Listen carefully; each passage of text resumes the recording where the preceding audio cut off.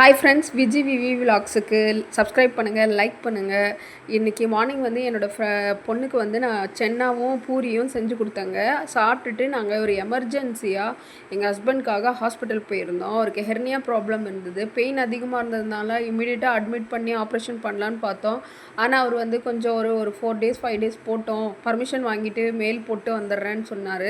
சரி, நாங்கள் வந்துட்டோங்க. வீட்டுக்கு கிளம்பி வரும்போதே நாங்கள் கேன்டீனில் அங்கே ஹாஸ்பிட்டல் ஏசிஎஸ் ஹாஸ்பிட்டல் தான், நாங்கள் அங்கேயே கேன்டீனில் சாப்பிட்டு வந்தோம். அவருக்கு பெயின் கொஞ்சம் இருக்குது. நாங்கள் 1 வீக்கில் ஆப்ரேஷன் பண்ண போகிறோம் எங்கள் ஹஸ்பண்ட்க்கு. அதனால வந்து சரி வந்துட்டோம் வீட்டுக்கு. இன்றைக்கி ஈவினிங் தாங்க அந்த திருவிழாவோட 5வது நாள். அதனால் வந்து இன்றைக்கி வந்து நான் பார்ட்டிசிபேட் பண்ண வேண்டியதெல்லாம் இருந்தது. கொஞ்சம் வந்து சர்ச் வேலைகள்லாம் இருந்தது. இது வந்து அன்பியத்து சார்பாக வந்து நாங்கள்லாம் சேர்ந்து வந்து இந்த டெக்கரேஷன் பண்ணோம். கோலத்தையை போட்டு ஒரு பப்ளிக் பிளேஸில் தான். இப்போ தேர் வருங்க. இன்றைக்கி தேர் வர்றதுனால நாங்கள் இதெல்லாம் போட்டு எங்கள் அன்பியம் குழந்தை இயேசு அன்பியம் நாங்கள் வந்து இதுக்கு ரெப்ரசன்ட் பண்ணுற மாதிரி நாங்கள் இங்கே டெக்கரேஷன்லாம் பண்ணியிருந்தோங்க. ஒன்றும் இல்லைங்க, 2 புடவை போட்டு ஒரு ஸ்க்ரீன் மாதிரி செட் பண்ணிவிட்டு ஒரு டேபிள் போட்டு அதில் நல்லா ஃப்ளவர் டெக்கரேஷன் பண்ணி அந்த சிலையை வச்சுருக்கோங்க. அவ்வளோதாங்க.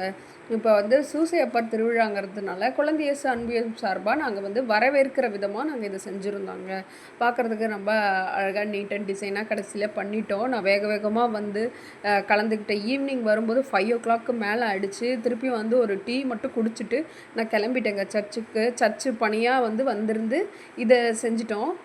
அதுக்கப்புறமே தான் இந்த ஊர்கோலத்துலலாம் கலந்துக்கிட்டோம். நாங்கள் எங்களுடைய குழு தலைவி இவங்க தான், அன்பிய குழு தலைவி.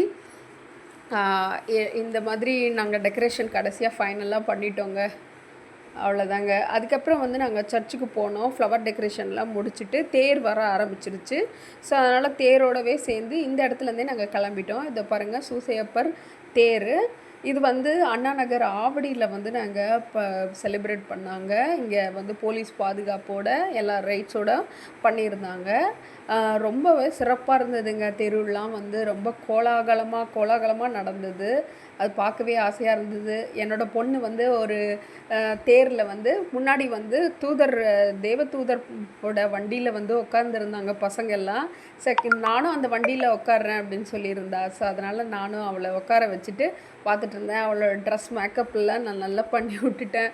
அவள் வந்து ஏம்மா இன்னைக்கு எதுக்குமா நீ இவ்வளோ நல்லா டெக்கரேஷன் பண்ணி வச்சுருக்கேன்னு அப்படின்னா, சரி எல்லா தேருக்காக தான்மா பண்ணியிருக்கேன் அப்படின்னு. நல்லா இருந்ததுமா இந்த காஸ்டியூம்லாம் அப்படின்னு சொன்னால். அவளுக்கு வந்து இந்த மேக்கப்பு இந்த மாதிரி ட்ரெஸ்ஸிங்லாம் பண்ணுறதெல்லாம் அவளுக்கு ரொம்ப பிடிக்கும்.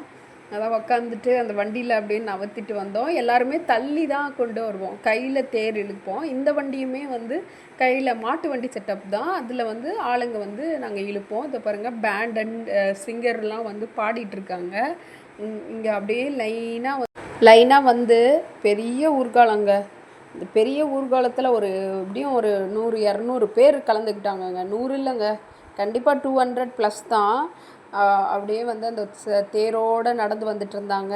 பார்க்கவே அழகாக இருந்ததுங்க. நிறைய வந்து பீப்புள்ஸ் எல்லாமே வந்து வெல்கம் பண்ணி அவங்களுக்கு வந்து பப்ளிக்கில் வாட்டர் பாட்டில், கூல்ட்ரிங்க்ஸ் இதெல்லாம் கொடுத்தாங்க. ஏன்னா தேரோடு வராங்க இல்லையா. இது ஒரு 6 மணிக்கெல்லாம் கிளம்பிட்டாங்க. ஸோ டயர்டாக இருப்பாங்கன்னு சொல்லிட்டு தண்ணி பாட்டிலு அது இதுன்னு எல்லாமே கொடுத்தாங்கங்க. எல்லாமே வந்து அவங்க டயர்டாகக்கூடாதுன்னு சொல்லி இந்த தேரில் வர மக்களுக்காக செஞ்சாங்க.